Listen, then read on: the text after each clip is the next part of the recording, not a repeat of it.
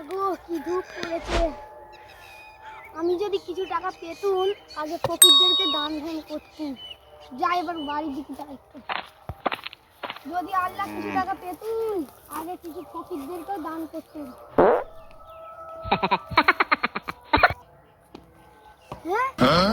ব্যাগে কি আছে? আল্লাহ তোমার অনেক শুকরিয়া।